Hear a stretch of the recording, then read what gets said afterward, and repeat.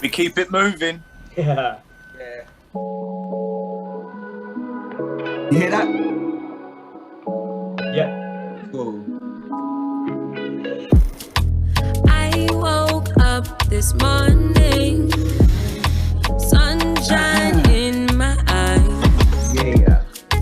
I know I'm not perfect, but thank God I'm alive. I'm looking at Sarah. Stumble, get up, I keep it moving.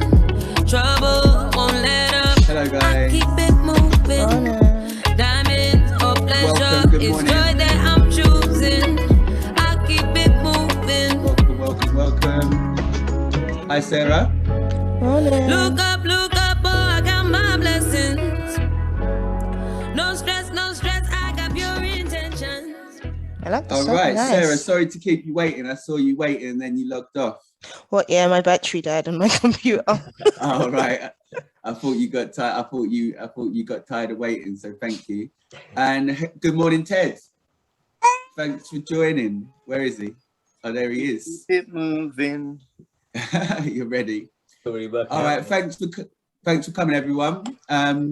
We've got Sarah. We've got Ted, Kris, our special guest. Kris, I call him Lord Dunnage, and LJ as usual. So thanks very much.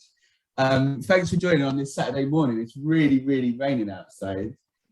So I think this is a good choice to work out indoors. Sarah, are you going to keep that headset on whilst working out? No, because it's just because the speaker on this isn't working. So I'm gonna like take it out when we start. Because I can hear fine, but I can't talk. So, so I'm gonna pull it out and like take the camera because I don't like working out in front of people. So. Okay, cool. You turn your camera off. Well, just one update, and then I'm going to introduce Kris, and then we'll jump into the workout. So, Sarah, thanks so much for your donation last night. This month we've set aside. We've got about over £200 that is still outstanding for Aberfeldy Boxing Club in Poplar, and the owner of the club, or the founder of the club, I said, like, how can we spend some of this money? And he said, oh, we did actually have 3 kids who wanted to train, but they couldn't, struggling to get the money. So we've paid, as I said on the email updates, we paid for 10 lessons each for these 3 kids, £90. So they'll be boxing for the next couple of months, and then I'll ask Kirk if they're going to continue or if they need some more funds. But thank you for everyone that donated. And yeah, I just wanted to introduce. This is actually our 1 year. We started this in October, and we're all the way back to October, all the way around to October 2021. So it's been a whole year of doing TEMPL. And we've had so many amazing guests. Thank you always, as LJ has been supporting the whole way through. And this week we have Kris Dunnage, a friend of mine, a good old friend of mine, who I used to work with a long time in a really difficult school. And we've been through, he's had a bunch of different lives, a bunch of interesting stories, and we're going to talk about some of them today. Good morning, Kris. Morning, Rob. Morning, everyone.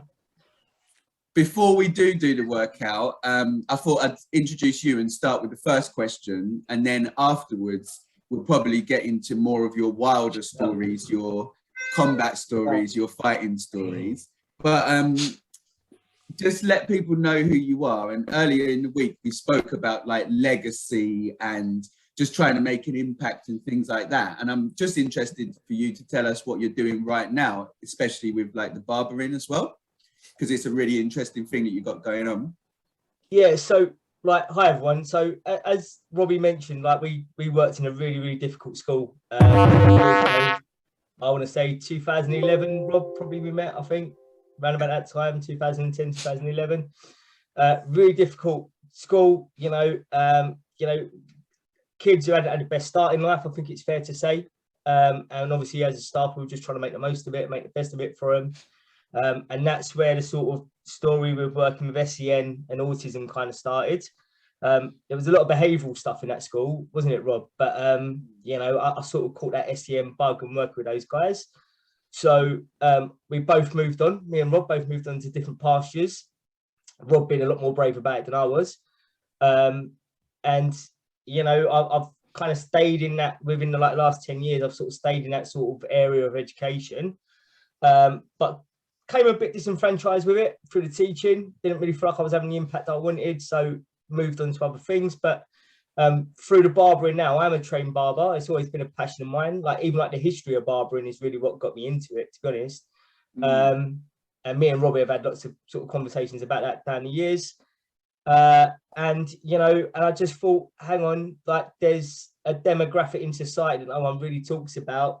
You know, it's great that we have schools and it's great that we have these work programs and stuff, but, you know, I quickly noticed they had quite low self sort of value and self-esteem, and weren't making the best of their appearance and stuff. So I kind of catered a barbering service just to people with SEN and autism. And yeah, it's slowly taking off. It's a very bespoke service to meet individual users' needs, which obviously you can't do in a regular barbershop.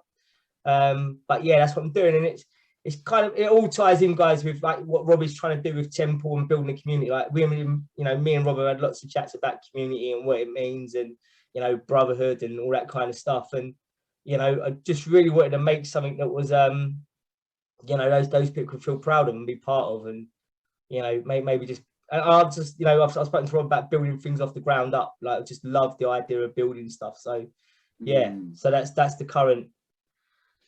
That's me in my current form, which is quite different from my form about 20 years ago. But yeah. But you're always interested in the history. You just mentioned like the history of barbering as well. Like, yeah, like you always seem to be interested in the history of things and building upon traditions and building upon stuff that exists. I think that kind of thing seems to get you really engaged. Yeah, I'm so influenced by history. It's not even funny. Like I'm always looking back for inspiration. Yes, exactly. You know, and whether that's, I mean, currently, like, you know, quite recently you just lost like 3 stone in 6 months, like, and that was just all inspired by, you know, kind of looking back on old techniques rather than new techniques that I had to get in shape. Right. You know, I just can't help myself. Whether it's Vikings, Templars, early man, like early humans, you know, I can't help myself. Like it's all inspiration. I try to squeeze it in, Rob, in every facet of my life. Do you know what I mean? Like, yeah, oh, that's an area of my life that I can sort of use this as inspiration and stuff like that. You know, are you doing the paleo diet? Yeah, so that's kind of what I'm doing. And you know, paleo sort of keto, it's a sort of combination of both of them. Right. I'm doing like lots of 24-hour fasting as well. Just finished one yesterday. I do one on Mondays and Thursdays. That's water fast though, by the way, not the whole shebang. But even that, it's just, you know, it's harping back to, I like to imagine, like, you know, I've made a kill in the weekend and I can eat it at the weekend, and then Monday the food's gone and I have to go and do another hunt. So the fasting day is a hunting day, as I see it in my head.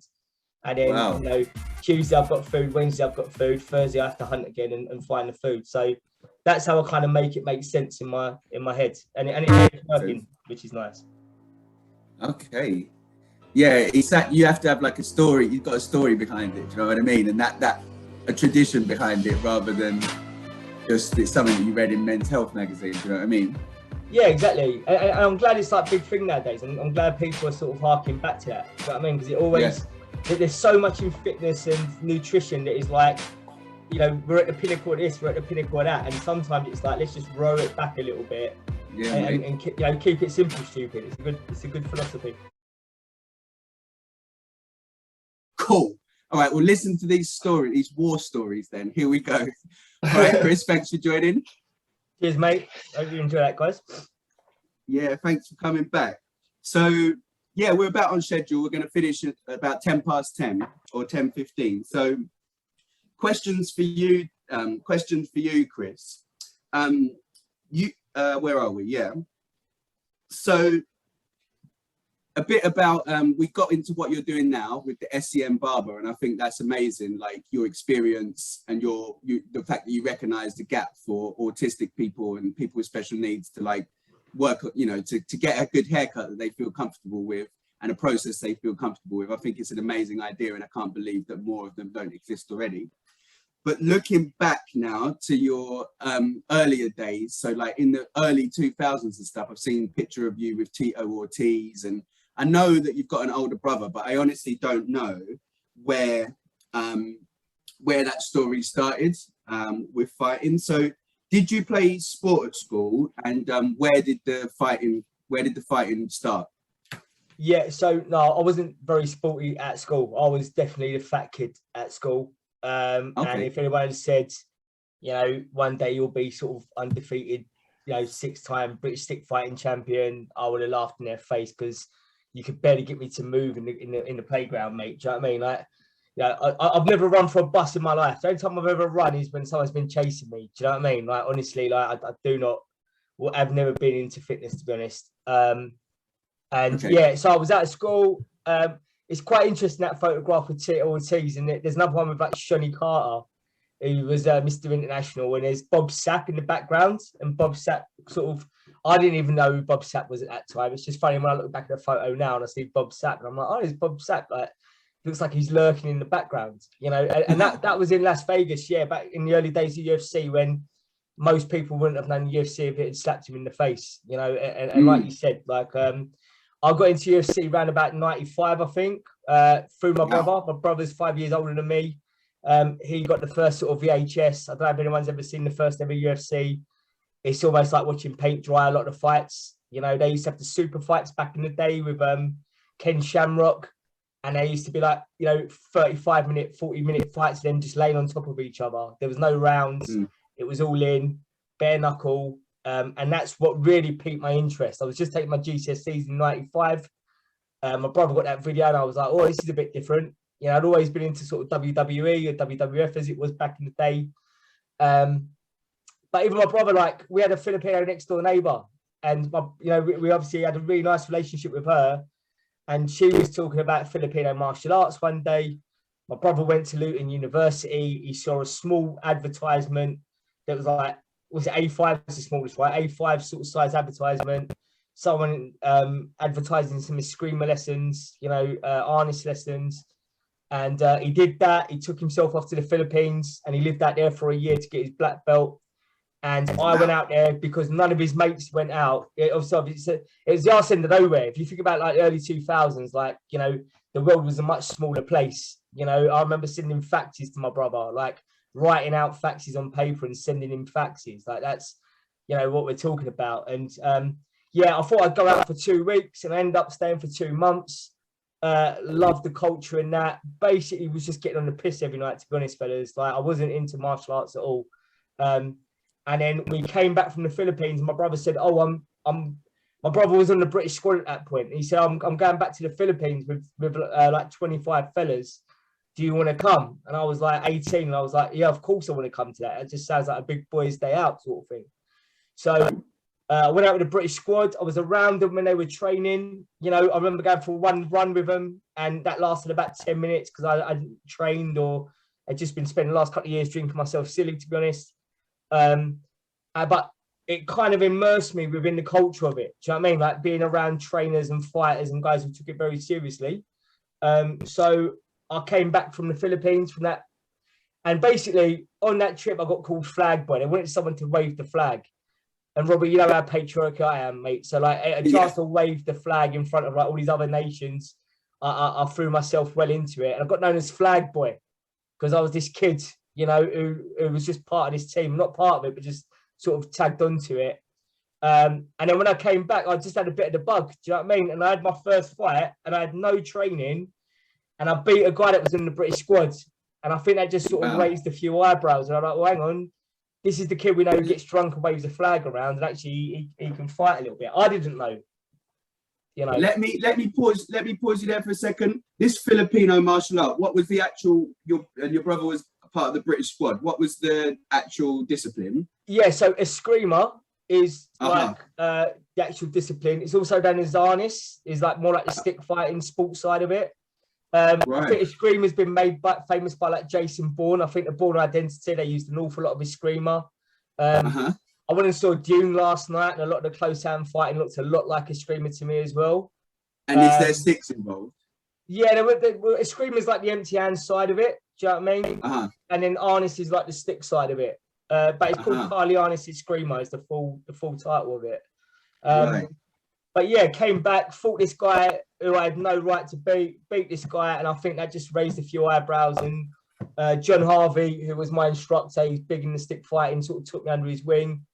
And it felt a little bit to me like the time, a little bit like a Padawan sort of apprenticeship. Do you know what I mean? I felt like he was my Qui-Gon Jinn a little bit, and I was his Ben Kenobi sort of thing. It was I was making those sort of links at the time, and yeah, and it just spiraled from there. It just went from there, and I did a lot of fighting in the armor.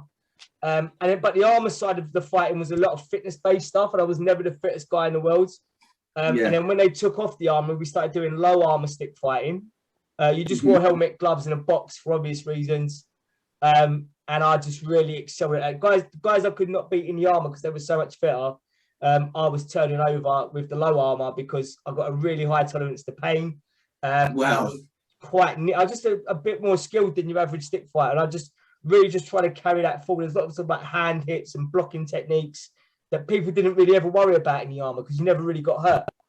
You know, with the low armor, like it stung. You know, you got massive welts and you got hit on those welts repeatedly. They would open up in the fights and stuff. So it was really the hardcore version of it. And then yeah, I won 6 titles undefeated for like 6 years. And then obviously like I said, around that time, like the UFC hasn't really come to its fore. You know, the Ultimate Fighter hadn't come out. The Ultimate Fighter was what really sold the UFC to people. So it was quite a small circle of fellas that were doing it, and some girls, to be fair. There was a few ladies involved. So then I just set my horizons a bit wider, and that took me to Los Angeles, where the Dog Brothers were. And those guys were doing it on a whole nother level. And I was like, yeah, I really want some of this. Tell me about, I know you're like super proud of this Dog Brothers experience. And you spoke about, when we spoke before, you spoke about kind of like almost making history in a small way or creating a legacy, things that people will talk about going forwards.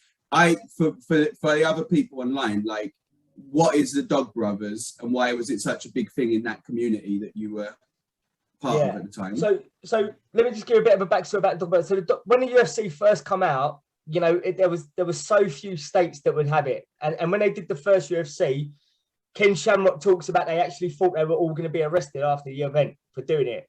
And the Dog Brothers is basically mixed martial arts with sticks. So, wow. and I mean like hefty big sticks. I mean, the sticks are massive. And they've actually got a letter on their website, and I implore all of you to go have a look at it, where he writes to the UFC and he says, you know, we see what you're doing. We're doing a similar thing. Can we come on and get like a halftime show and maybe get some publicity?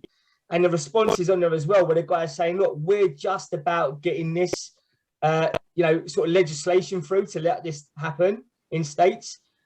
If they see what you're doing, there's absolutely no chance it's going to happen. Like, because it's so much more brutal. And that's a big thing to say. And, you know, like we did like halftime shows at Thai boxing shows and stuff up and down the country when we were doing the Call to Arms, which is the event me and my brother have.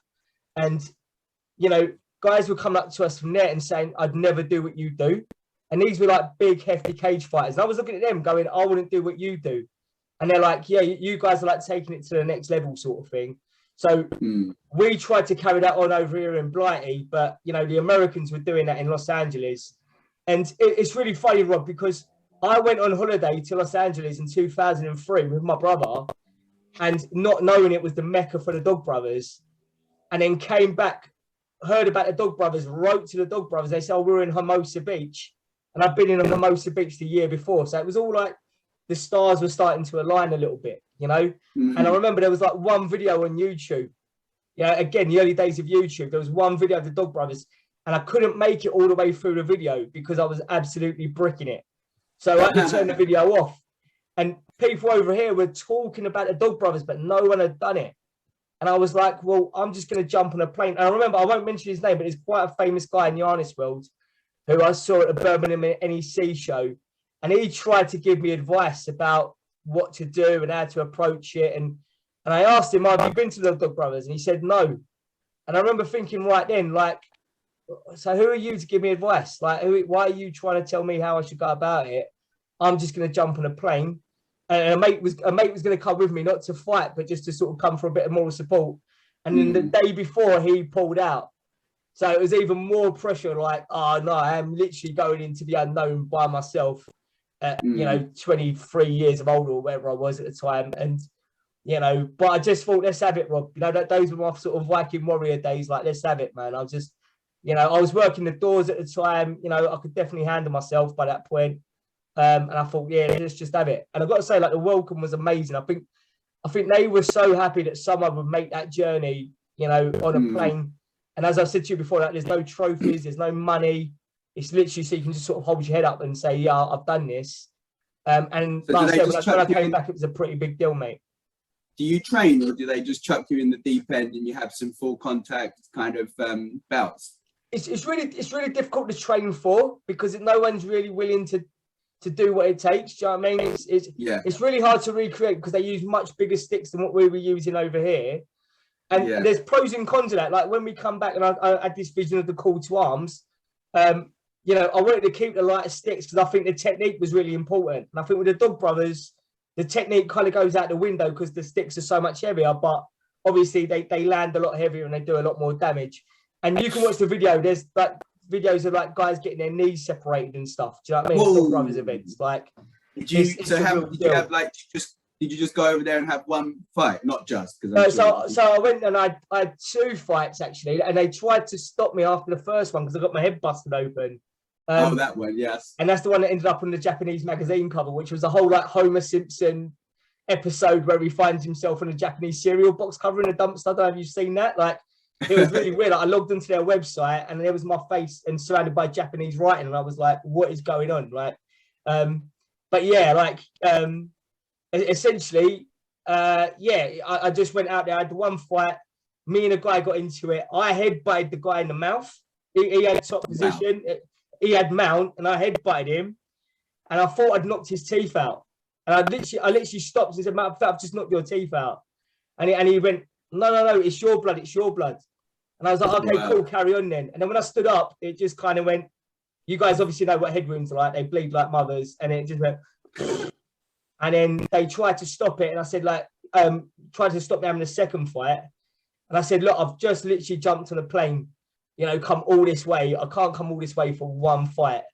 So they patched me up a little bit. And then in the second fight, it came off.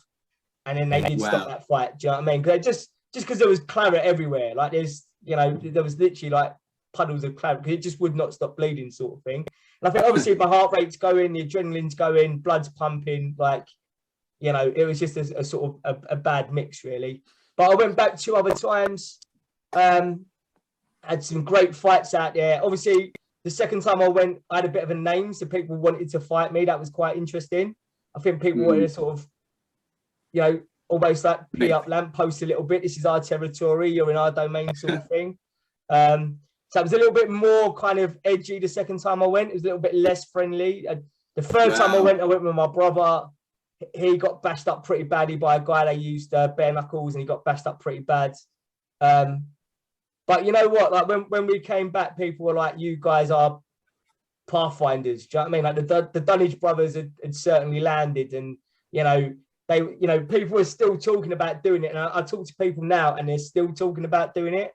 And you're like, you're never going to get around to it, fella. Do you know what I mean? Like, you've really just got to, like, swallow your ego and set sail and see what's at the other side. Do you know what I mean? And it was a wicked time in my life. And honestly, I can't imagine doing it now. Like, it's the furthest thing from my brain right now, where I'd think I'd get on a plane and do Dog Brothers. Honestly, like, I do not know what I was thinking at the time, but those were the, like, walking the ways of the warrior days. You know what I mean? I was like walking the earth, if you like.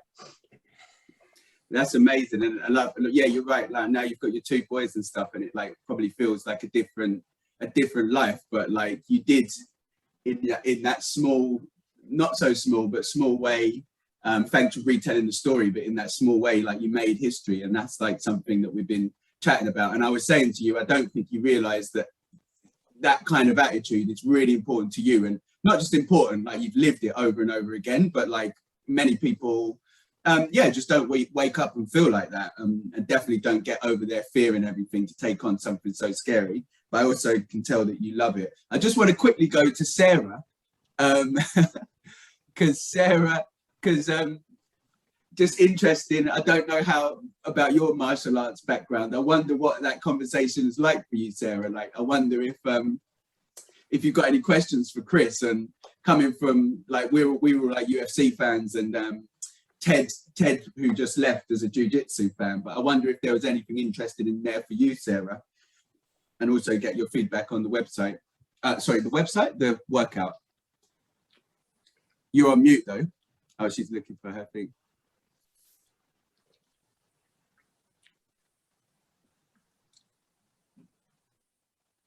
So I need to plug that back in. No, I have no martial arts whatsoever, but it was actually really interesting, and it's a really interesting story, and it's quite incredible how you almost fell into it. But it was like discovered something that you're really good at, and that you just like went with it from there. And I think that's something that kind of like anyone can relate to, in that sense, like the pure understanding of your story, whether like you do martial arts or not. So it's like really interesting to hear. Thank you. Yeah, definitely. Thank you, Sarah. I was just really interested to hear if, like, as knowing that you don't have a martial arts background, if there was something you can like resonate with. But thank you. Yeah, and I'm glad that you found it interesting. Definitely. So I was just gonna. It's 10:15. My last question to Kris, and then I'll just sign off. Like as we said with Sarah, as I reached out to Sarah on that question, like, not everyone's going to jump into a full contact, head-butting, teeth losing, stick fighting situation. But yeah, like what you were saying earlier about like, in the week about taking things on and making an impact. Where should I go with this? Like, why is that so important to you? And like, how do you think someone else can find that thing for themselves? Freebies as well. I think it's just about putting yourself out of your comfort zone, right? Do you know what I mean? It's like, you know, I was never comfortable at school with fighting or getting hit. And I don't think you ever get really comfortable with it. But, you know, like we were saying in the week, mate, I think you find out a lot about yourself, like spiritually and as a person, like when you put yourself in those situations, because, you know, the night before the fight is when the voices are really loud in your head. And give you all the reasons not to do it. And I think if you can push through that and get up in the morning and then start making your preparations for the fight, I think it's just so important for growing, you know. And, you know, it was nice to come back from the Dog Brothers and just kind of open up some doors, do you know what I mean? And just say, look, you don't have to be a 6-time undefeated British stick fighting champion to go over there and do it. Do you know what I mean? Like, you know, it was never written that I was going to do those things. You know, you just got to put yourself in situations that are a bit different to what you're used to, out your comfort zone. And I just genuinely believe like good things will come from that. I just can't say how it can't. Like, do you know what I mean? It's always going to present new opportunities and new experiences. And like I was saying to you, like in the week, Rob, about the fight you had, like, you know, you came out of that a changed man. Like, whether you realize it or not, like, you know, you would have walked slightly differently, like you carry yourself differently because you've got in the ring and you've done it. And, you know, whether Sarah or, you know, wants to fight or not, I mean, there's plenty of situations out there where you can put yourself in really uncomfortable situations and come out of it stronger, you know. And it all sounds a bit flouncing, a bit sort of tree huggy to a lot of people, but unless you've actually walked that path, I think like it's really hard to get across to people. Like, you know, I can remember being in the hostel the first time, you know, and there was people outside the room at 4 o'clock in the morning playing guitars and just talking crap because they were stoned and they were drunk, and, you know, and then I had to go have a word with them outside the room and explain what I was doing the next day in no uncertain terms. And then I got back in my bunk and I was trying to like go back to sleep, and I was like, yeah, they don't get it. They don't really care. Do you know what I mean? Because most people aren't going to put themselves in a situation where someone's going to try and knock your head off, you know. And and I think if you can do it in a situation where, like, if you have like an argument in a bar or a bus stop or something, like it's all very sudden, and I think adrenaline kicks in and instinct kicks in. I think if you put yourself in a situation where, like, you know you're going to fight someone, and you know that person's also a trained fighter, it just adds those extra elements that makes it even more stressful. True. your body has to deal with that stress and your mind has to deal with that stress. Yes. And that is a building project, you know what I mean? And me and you have spoken lots about building things from the ground up. Like, it obviously starts with yourself, you know. Like, how could you build Temple, like, if you're not in the right state of mind yourself? Like, if you didn't know what you were talking about, who's going to listen to you, sort of thing? So, like, you've done the building project. You know, this is almost like the spire of the cathedral, mate. Do you know what I mean? Like, you've almost up there. Do you know what I mean? It's. I wouldn't say, I hear you, definitely, as you well know, building yourself is an ongoing process, and I definitely don't think I'm at the level where I'm building the spire, but I do know exactly what you mean, and you're absolutely right. Building yourself, you are the foundation to anything that you try and create. So building yourself is, you know, like buildings, they say, like, most of the foundation is underground, isn't it? Like, so more, it's like an iceberg. So that foundation has to be your main focus and everything, and anything above the ground has to be built on that. I definitely feel you on that. And when I was preparing for my amateur, I did a white collar fight for your information, Sarah, which it was someone else, it's always great people. It was someone else that wanted us to do it and raise money for an orphanage in Kenya. I didn't have any plans to do it, but someone else, another great person who I'm always blessed to meet these people, he decided to do it, and I was really pleased. The one thing I did learn, as I said before, on the bus going to pick up my dad to go to the venue, I definitely had these thoughts like, I would rather not do this. I would rather go and watch a DVD. I could get a burger. I could go read. I could just go to bed. I could do anything. It's Friday night. And why am I now on the way? It's about 4 o'clock and I'm going to go and fight at like 9:30 in front of loads of people. It's not the easiest. It's not relaxing. And actually, this stress is just going to build now from 4 till 9. And the one thing I took from it is that feeling, my mind was saying, let's not. And something else was saying, well, my mind was saying, go home. And something else just said, no, I'm doing it. And so in the future, usually it's when I'm dealing with a spreadsheet or dealing with anything, it's like your mind may say something and sometimes you just do it anyway. Do you know what I mean? You don't have to listen, kind of thing. Not only do you not have to listen, you can actually push back and disagree with the feelings that seem to be coming from inside. Do you know what I mean? Of resistance.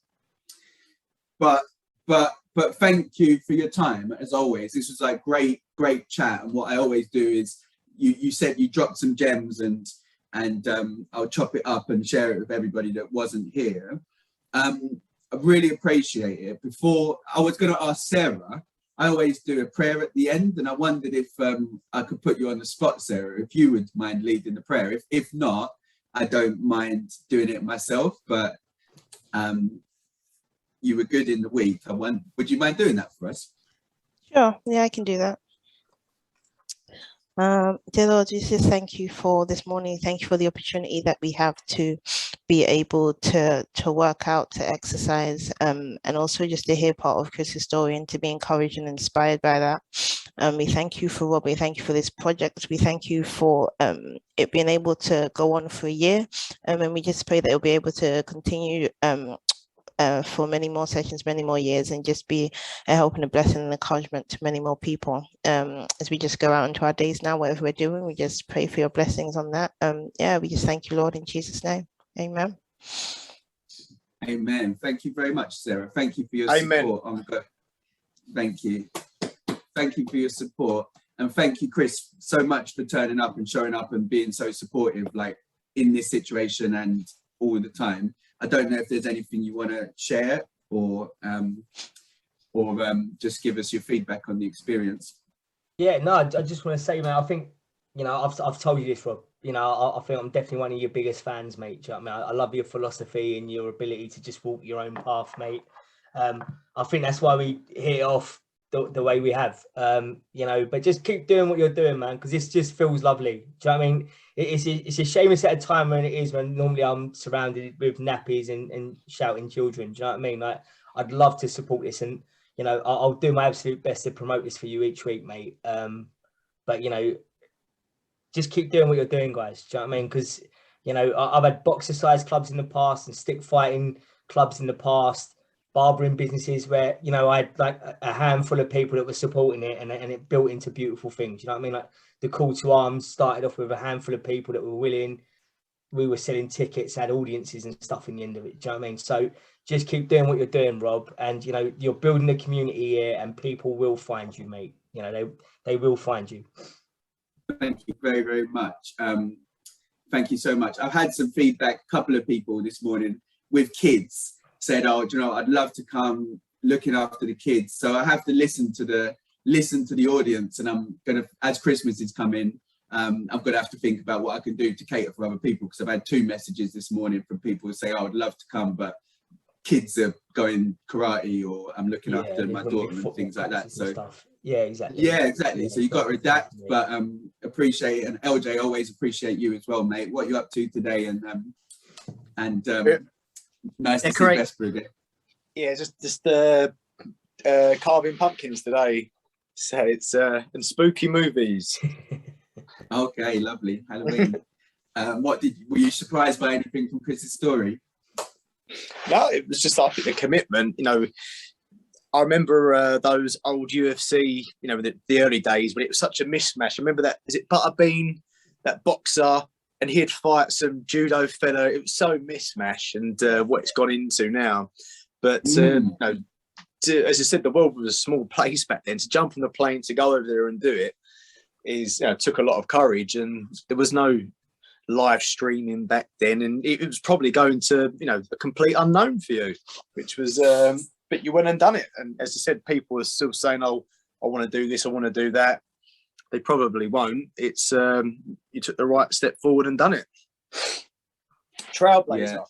Yeah, no, cheers for that, mate. Like you said, it was like a much smaller world, wasn't it? And it was just, there was so little information about, you know, if you look up the Dog Brothers now, you know, you can get loads of photographs. There was just none of that stuff. And it was like, you know, it was like walking into like the land of the giants or something. Do you know what I mean? Like, and when I got there, it was like walking into the land of the giants. They're all big boys out there. Do you know what I mean? It's, but yeah, no Instagram, no sort of Facebook, no sort of saying to people, this is what I'm up to, look what I'm doing, and selling this sort of lifestyle. It was literally coming back with bruises and cuts, and people say, how'd you get that? And you say, oh, I was doing MMA, and people would look at you blankly and go, what's that? Whereas, you know, my mum and the next door neighbour knows what MMA is now. They know what UFC is. Like, you know, Rob, I don't know if I ever told you this story. Like, we just had the World Cup, and Brazil had knocked us out of the World Cup. And I was at Hermosa Beach. I was at a Gold's Gym in Hermosa Beach. And Horace Gracie was in there. So for you guys know, Horace Gracie's family owned the UFC. They were like the original owners of it, sort of, and they started it. Obviously, absolute BJJ legends. This might have been to Ted's interest. I think it's BJJ. Yeah. And I was in Hermosa Beach, and I was looking in the mirror, sort of doing these. And Horace Gracie walked past me, and I was sat down, and I literally like stopped and looked at him in the mirror, and I tracked him with my finger with my mouth open, going. And no one obviously really knew who Horace Gracie was. Do you know what I mean? So I went up to him and I said, oh, as long as you know that I'm nicking all your techniques. And he started laughing and stuff. And I sat outside, I was waiting for my brother. And then he happened to walk outside. And I got talking. And I'm talking to this absolute legend, Horace Gracie. Yes. And there's no camera phones. There's no, you know. Yeah. And we were talking about football. And how, like, Brazil had knocked us out. And he said, oh, I'm really sorry we knocked you out. And I think maybe they'd knocked out Germany after us or something. And I was like, well, at least you knocked out the Germans. And we were having a bit of banter, do you know what I mean? And it's a memory I'll never forget, man. Do you know what I mean? Like this, the person who arguably started the UFC, him and his family, you know, the Gracies are huge. And he's a legend, yeah. Yeah, and was such a lovely fella as well. Do you know, this little pasty guy from Hackney was talking to him, and he was like, just giving me all the time in the world, man. It was such a special moment, man. So, yeah. Yeah, and I guess like that was amongst other things, like that was a blessing from going over there. Do you know what I mean? You have been rewarded for your bravery and your action taking. Do you know what I mean? Like sometimes you take action and the blessings come. You know, you don't expect that, but you've got that story. Do you know what I mean? And that never would have happened if you stayed at home. So yeah, that's the scary thing. Sometimes you're like, the scary thing is knowing your own potential and what is possible, and actually getting out, like rather than staying in, getting out. Because the scary thing is the possibility, those sorts of possibilities, you know, and it's always available to you. Do you know what I mean? If you can get if you can take steps and get yourself moving. Does that make sense? Yeah, absolutely. And like I said, I know we had a big chat about legacy and how important that is, and old steer and stuff like word glory. Do you know what I mean? Like like when you had your fight and you said that some mate had tried to give you some advice about what you hadn't done and stuff, and I asked the question, like, had your mate got in the ring, and you said no, and it's like it's really hard to understand what it took for you to get between those ropes in that night, mate. Do you know what I mean? I know I was there with the missus, like we watched you. It was a proud moment. Do you know what I mean? To watch you take that step, and you know, now you can carry that forward, and you'll do that through TEMPL, I'm sure. But you know, you've talked about doing your personal training and stuff. Like, you can actually pass on that knowledge, mate. Do you know what I mean? That's all part of the legacy, isn't it? Like, you can actually tell someone how they're going to feel before a fight, the morning of, the journey to, arriving at the venue, you know, getting gloved up. You know, like, it's hard to explain those emotions to people, and you'll be able to do that, pal. Do you know what I mean? So exciting times ahead for you, mate. The stories, you're right, real life stories, which I found out on this show, real life stories have a massive value, actually. Like when they're actually from real experience and real stories have a massive value that you can share. I never really thought about that. Words, not so much, but when it comes from everybody that I've interviewed, it's just actually told their own story, and that has like a value of its own. We are exactly on 10:30. It's Saturday. I'm going to shower. I really appreciate you jumping on, Kris. Definitely come back whenever you want. We're talking about having another of your mates on a few months down the line. So I'll just wrap it up. Thank you very, very much. Let's speak in the week. I'll let you get on with your day and your family and stuff like that, but we'll speak again soon. Appreciate it, Rob. Thanks a lot, Sarah. Cheers, AJ. Have a good weekend, everyone. Cheers. Take care. Sarah, thank you so much. Thank you, LJ. Have a great day. Thank you. Cheers, Bye. Cheers, mate. Much love. Thanks so much. Cheers. Bye. See you, mate. Take care.